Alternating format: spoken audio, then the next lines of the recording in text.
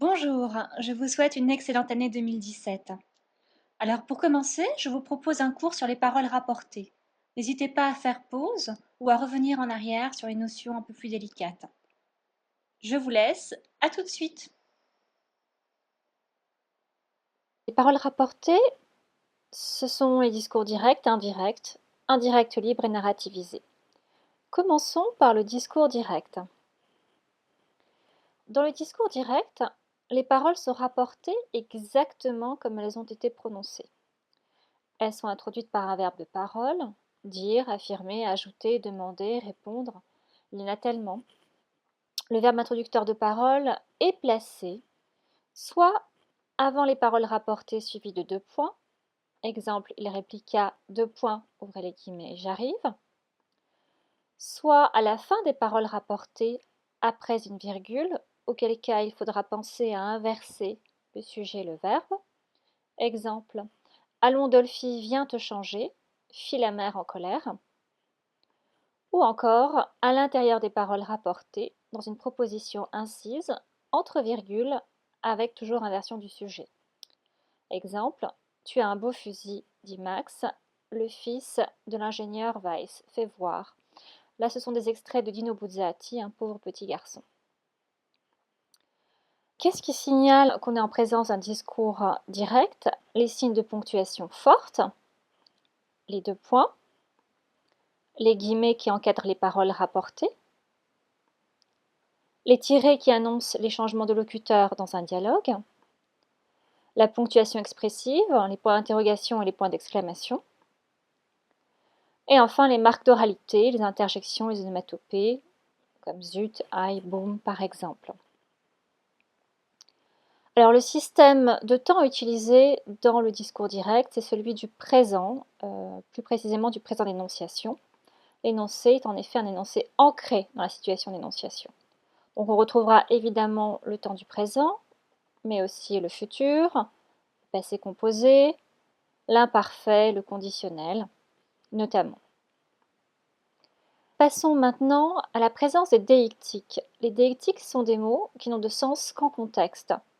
Je pense notamment aux pronoms personnels de première et deuxième personne, je, tu, nous, vous, qui n'ont de sens que dans un contexte précis. On sait qui est je à partir du moment où on sait qui parle.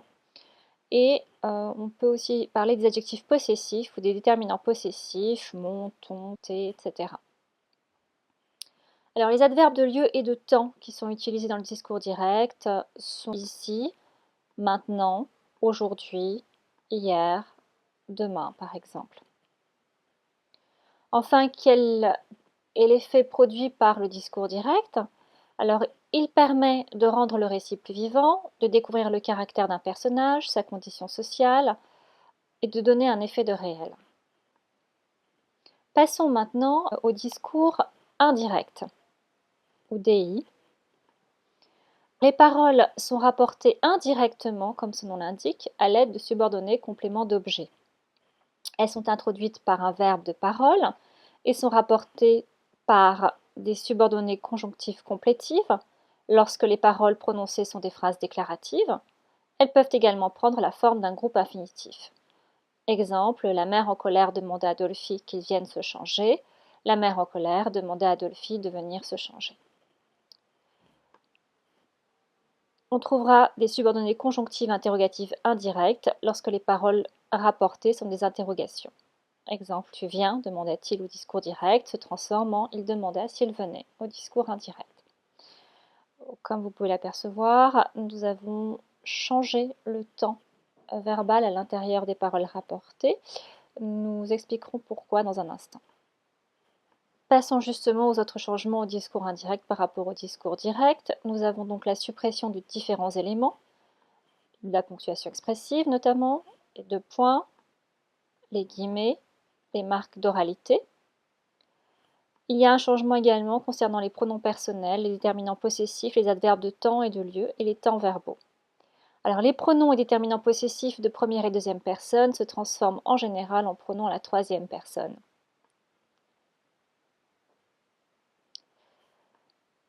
Il faut appliquer la concordance des temps à l'intérieur des paroles rapportées lorsque le verbe introducteur de parole est au passé. Donc nous allons le voir dans les tableaux suivants. Donc, concordance des temps, je rappelle, lorsque le verbe introducteur de parole est au passé. Regardons. Dans le premier exemple, le verbe à l'intérieur des paroles rapportées est au présent et le verbe introducteur de parole à déclarer est au passé. Ainsi, je dois effectuer ma concordance des temps lorsque je transforme ma phrase au discours direct en discours indirect.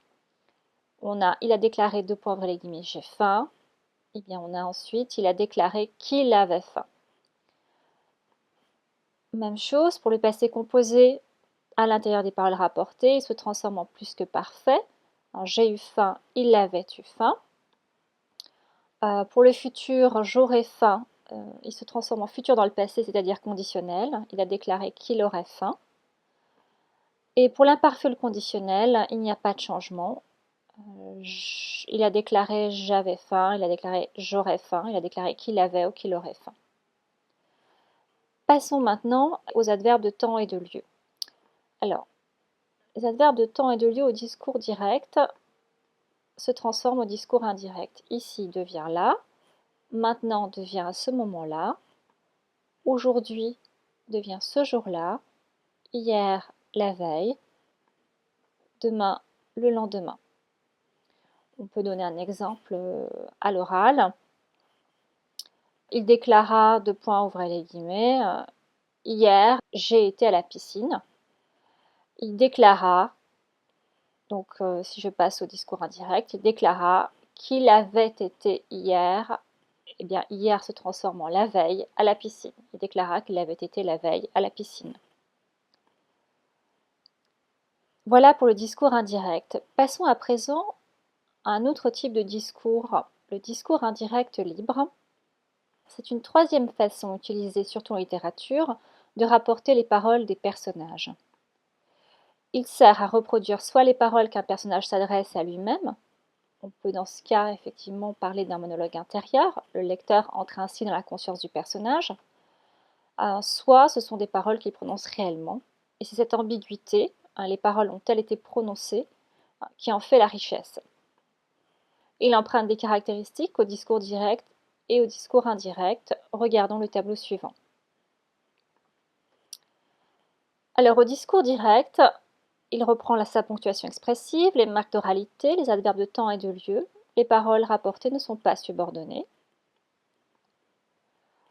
Au discours indirect, donc il n'y a ni guillemets ni double point pour marquer le discours indirect libre. Les pronoms personnels utilisés sont ceux du discours indirect et les temps utilisés sont ceux du discours indirect également. Et enfin, la propriété particulière du discours indirect libre, c'est qu'il n'a pas de verbe introducteur de parole. Je donne un exemple, extrait d'un cœur simple de Flaubert. Elle racontait toutes ses démarches quand un poids léger lui tomba sur l'épaule. Loulou, que diable avait-il fait? Peut-être qu'il s'était promené aux environs. Loulou, point d'exclamation, on retrouve ici la ponctuation expressive du discours direct. Que diable avait-il fait? Peut-être qu'il s'était promené aux environs.